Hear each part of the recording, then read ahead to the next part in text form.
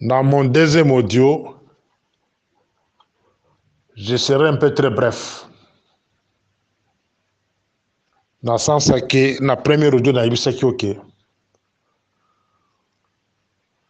Audio oyo eza ko circuler ya mwana moko ya mwasi aza kolela na kombo ya mwana ya Chérubin na yebisaki ok eza manipulation. Azala mwana na ye, azala mwana na ye te, c'est une manipulation. C'est la preuve qui montre que non,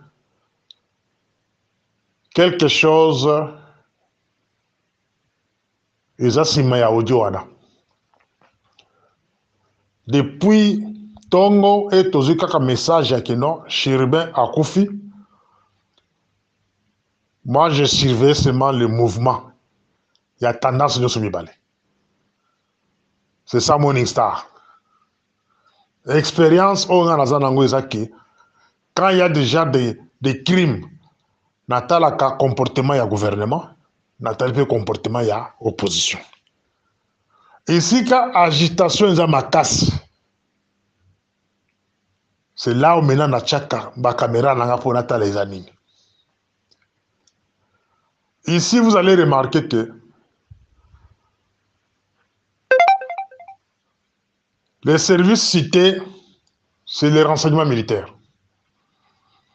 Premier suspect, les éléments des renseignements militaires. Et je me pose la question, bah, on travailler au nom de qui?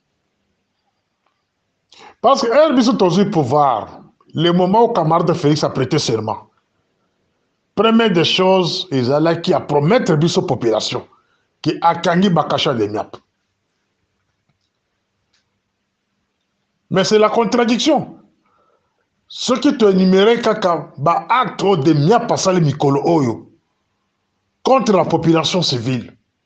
Ce n'est pas ça le service de renseignement militaire, de la manière dont Batangi Sebiso Yangote. Les renseignements militaires doivent s'occuper des menaces, il y a des rebelles, bateau bazo ko se préparer ou bazo ko la guerre na kati ya mboka. C'est ça musala de miap. Mais ceux qui botent le score, il y a des miap. Ceux qui ont 100 personnes à Boloko, 90% ils ont des civils, 10% des militaires. Bato de miap à Kazaka. Bato mususu bazana ba nyongo, par exemple ya Masanga. Azana nyongo peut-être ya ndako, mais okute na kati kasha de miap. Et je me pose la question, service wana est-ce que ezana tina na période ya biso? Ceux qui bazo ko pesa biso identité normale. Ya bato ba ko kota bato mitu na kata mboka wana. Ya bato bazo ko enlever bato na mboka wana. Mombondo ba créer yango awa de miap incapable de faire biso identification ya bato wana. Identité ya bato wana. Alors, ceux qui camarade Félix, à Komitika, à la traîner, entraîné par ce service au Babini de Miap, à se retrouver là, exil. Très bientôt. Naza ko répéter au bien camarade. Ceux qui camarade Félix à Koyoka, va nangaki. Akangi kachwa de Miap te. Camarade Félix va se retrouver dans exil politique. Et ceux qui ont habité, bah, on ne le souhaite pas, et ça peut arriver. Nous avons eu l'occasion, le privilège de travailler avec le régime de Mobutu. J'ai travaillé avec le régime de Kabila père, j'ai travaillé avec le régime de Kabila fils. Sauf le régime de mon propre frère. Pourquoi Nazo Kosan a été? C'est parce qu'il est entouré de Rwandais. Et je répète ça, mes coloniaux, les Rwandais, Bazanaye, Babatama, Bazoli Kolexabilogi la Baronte. Mais Bazok utilisé par les Congolais. Ce monsieur qui s'appelle Kiki, soi-disant colonel. Gilles Manso, soi-disant colonel.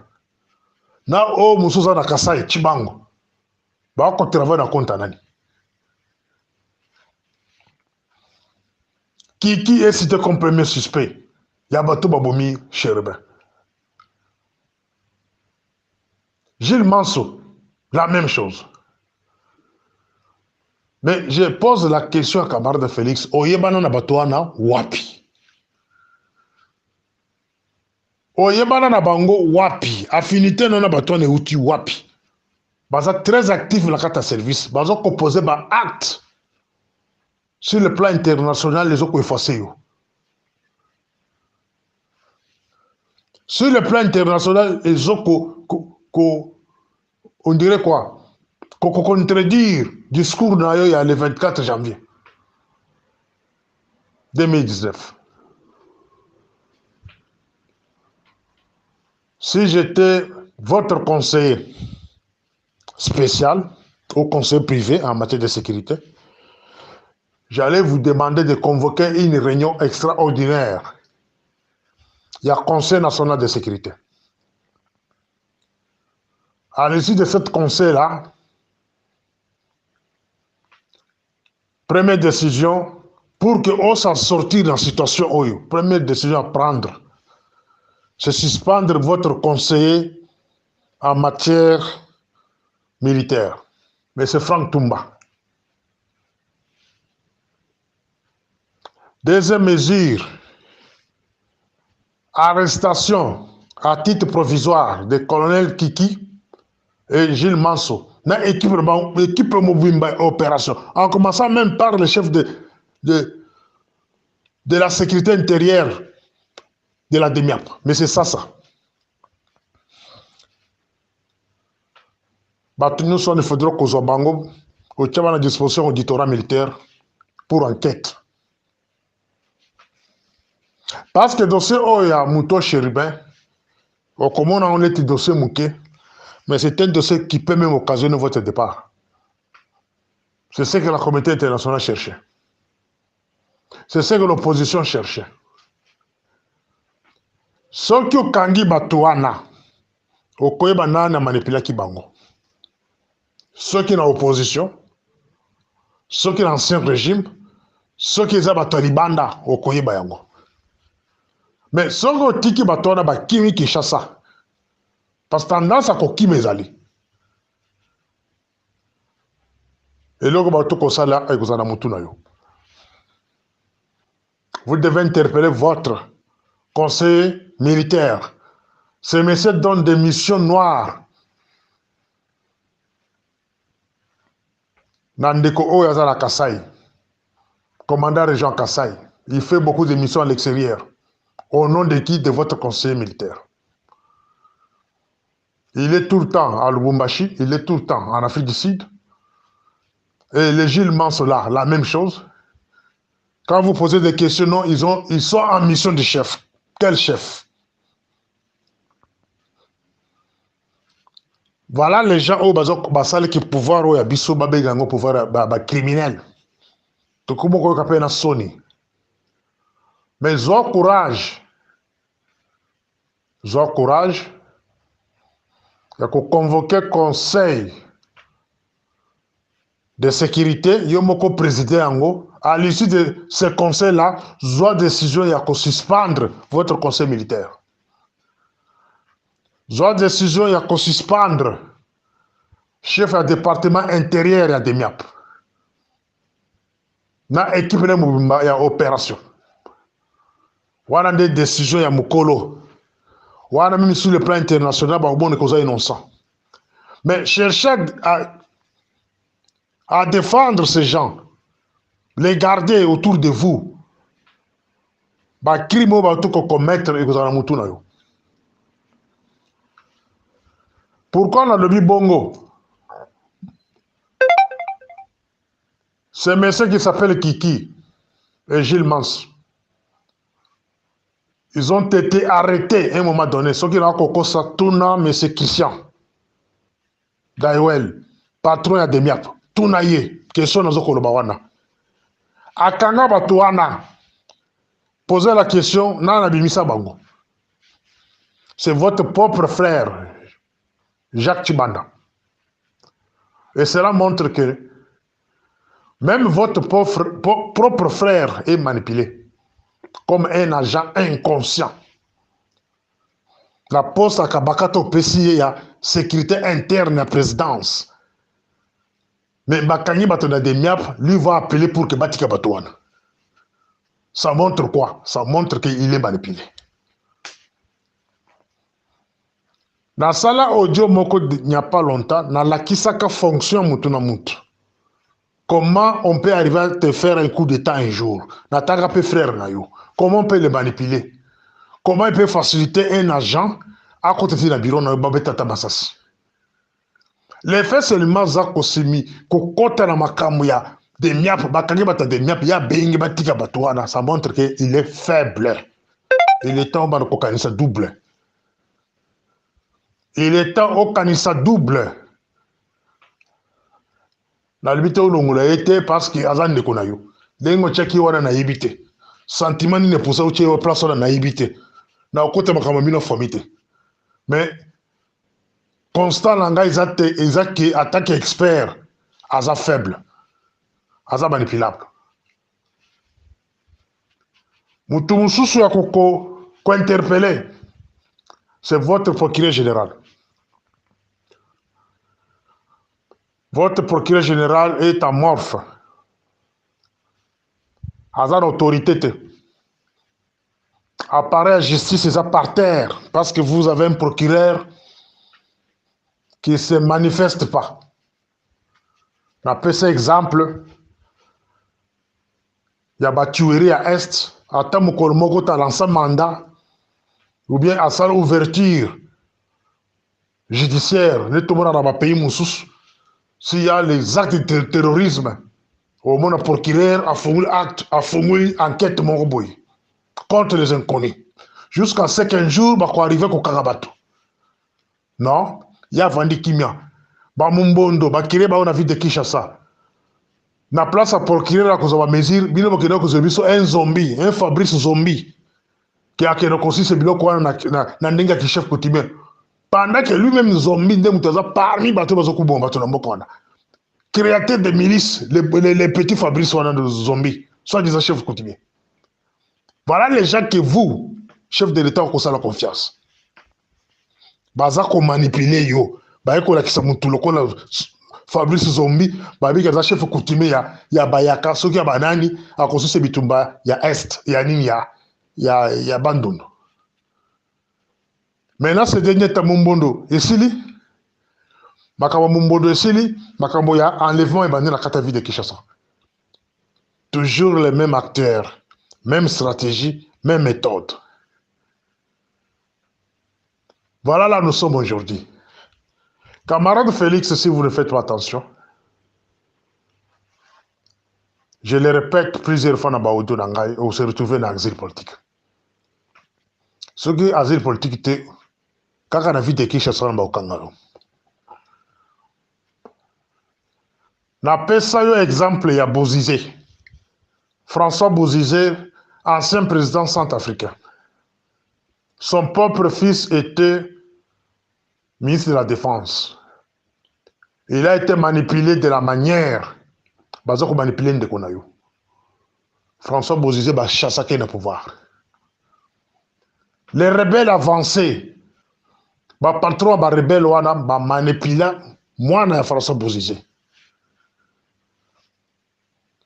Et aujourd'hui François Bozizé a le pouvoir. Camarade à papa na yo. La Guinée qu'on a créé. Alpha Condé. Azaki la politique à complaisance. Politique à complaisance. Moutounion sont comme on est carami sur la. Oh non. Donc, à quel cause on moutoune en France? A même la carte à Conakry. De moutoune a salé coup d'état à remplacer. Na Tchad. Président Tchadien a été tué hier. Nandak de plutôt. Bakia Kolobakia Koufaki na front. Remplacé par un petit là, soit disant mon anaï. Exemple, la souka la copé sur les Égypte, il y a président Morsi, un grand opposant. Les patrons des frères musulmans. À Sakara, le pouvoir, les frères musulmans, considérés comme les membres de l'UDPS au Congo. Ils ont joué avec les pouvoirs. Plus tard, leur chef a été arrêté. N'appelle ça exemple à musulmans, on a mis coloniaux. Il y a Égypte.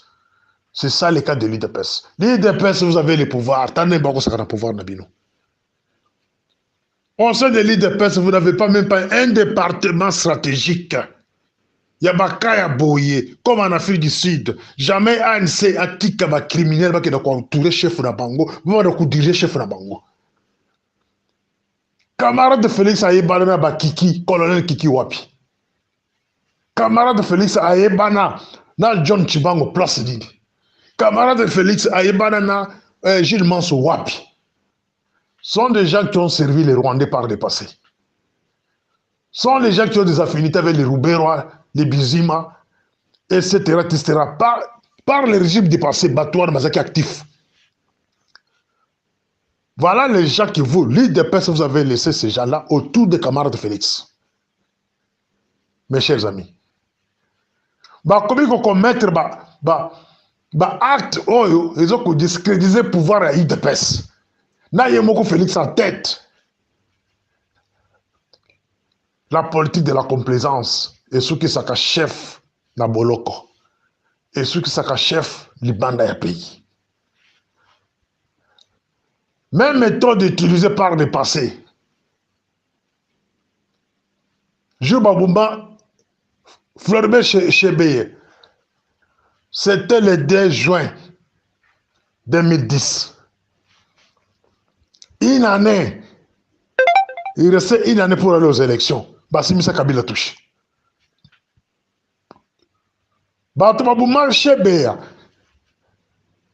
ce sont les Rwandais. Ce sont les Rwandais. C'est l'adjoint de John Numbi Babumba Chebeye. Chauffeur de la Bunga Kaponani. Chauffeur, il y a adjoint Numbi, qui était Rwandais. Ils ont profité seulement de la lettre que Chebe avait écrite à Numbi, que Azab a écouté à Numbi. 6 mois après, il a exploité la lettre, il a utilisé les Congolais, il a utilisé Chebe, il a utilisé la police. D'abord, il a utilisé la parce que ignorant le dossier Chebe, il a tiré la place. Mais votre service à cette époque, Kalev est encore là, en vie, à la vie de Kinshasa, là, vous avez la question. Kabila Lingasi Bisa, Numbi touche, Numbi Aboya, qui n'a pas de. Et il a été protégé du début à la fin. Les lois étaient 6 mois pour une élection. Même méthode, même acteur, même stratégie. 6 mois d'élection. Baboumi Moutoumouné Nambokawana. Pour que la communauté internationale batte l'omission. Pour s'en sortir dans cette situation, ma conclusion est que suspendre votre chef de la maison militaire, suspendre les patrons de la DEMIAP, mais c'est ça, qui est tout le temps dans des voyages inutiles, qui est tout le temps à côté de votre frère Chibanda. Il ne contrôle pas ses agents au faire l'opération. Et puis l'opération, ils ont monté la ville de Kinshasa, il y a amateur. Ils ont accepté que les bateaux sont formés pour gérer des opérations. L'opération, ils ont accepté amateur. Mais président Mobutu Sarma, Abada Kosara Babilo Komonte Lorate. Yamou et Makas Mitoso Zokomonango. Je pense que c'est ce que j'avais dans le deuxième audio, dans le troisième audio, tu as appelé la révélation. C'était mon histoire.